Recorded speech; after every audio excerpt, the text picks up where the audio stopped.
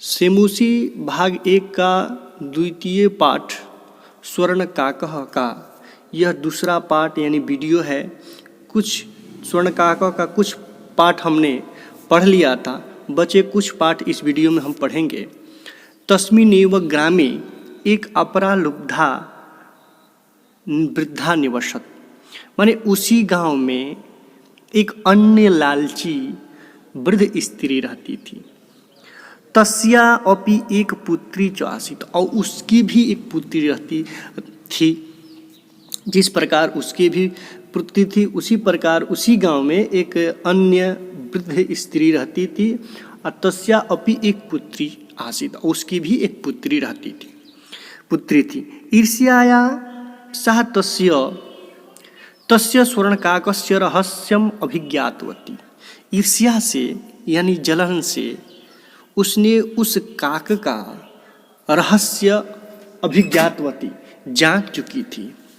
सूर्यात्पे तांडुला निक्षिप्य तयापि स्वसूता रक्षार्थम नियुक्ता, और सूर्य के तप से यानी सूर्य के धूप से तांडुलान यानी चावलों को रखकर उसने भी अपनी पुत्री को रक्षा का काम सौंप दिया यानी नियुक्त कर दिया। तथैव स्वर्णपक्षः काकः तांडुलान भक्षयन् तथापि ताम अपि तत्रैव आकार्यत, तत्रः प्लस एव आकार्यत, यानी उसी प्रकार जो सोने का पंख वाला जो कौवा है वो चावल को खाते हुए उसको वहीं बुलाया, जिस प्रकार पहले वाली लड़की को बुलाया था, बालिका को जिस प्रकार पहले वाली बालिका को बुलाया था, उसी प्रकार इसी बालिका को उसी प्रकार चावल को खाते हुए और उसी जगह बुलाया।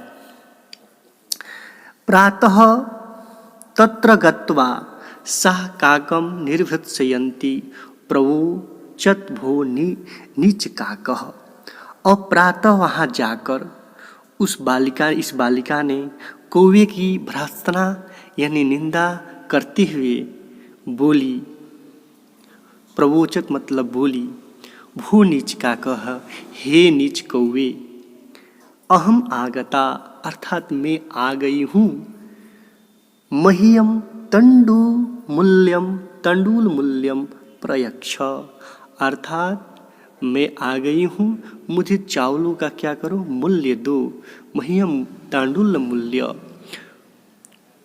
गर्भिताया प्रयच्छ काको प्रवीत अहम त्वत्कृते सोपानम उत्तारयामि। अब कौवे ने कहा कि मैं तुम्हारे लिए त्वत्कृते तुम्हारे लिए सीढ़ी उतारता हूँ। तत्कथय तो कहो, तत्कथय बताओ, स्वर्णमयम रजतमयम ताम्रमयम वा, उसने बोला कि तुम बताओ सोने की या चांदी की या तांबे की कौन सी सीढ़ी उतारूं। उसने कौवे ने इस प्रकार उससे कहा। तो गर्भिताया बालिकाया प्रोक्तम स्वरमयेन सोपानम अहम आगच्छामि। उस गर्भिता यानी घमंडी बालिका ने कहा कि मैं सोने की सीढ़ी से ही क्या करूंगी, आऊंगी। परंतु स्वर्ण काकः तत्कृते ताम्रमयम सोपानम एव प्रायच्छत, किंतु स्वर्णिम जो कौवा था उसने उसको तांबे की सीढ़ी ही उसको दी।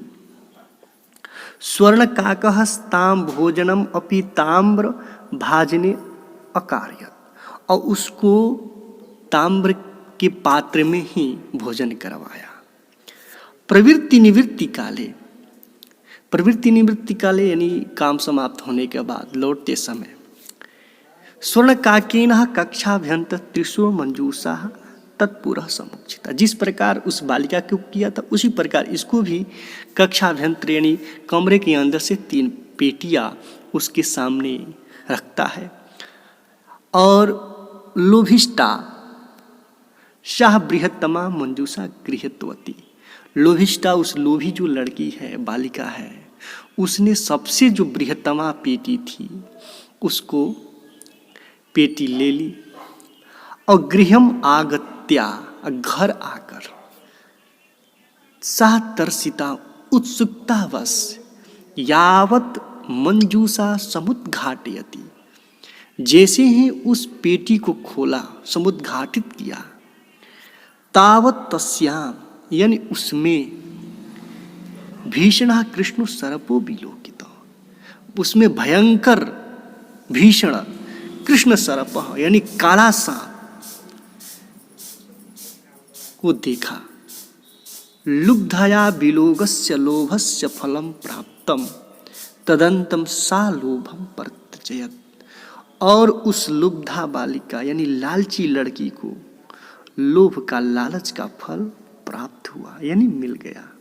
उसके बाद उसने कभी लोभ नहीं किया, उसने लोभ को त्याग दिया। यानी लोभ का फल जो होता है बहुत ही भयानक होता है, इसलिए लोभ कभी भी नहीं करना चाहिए।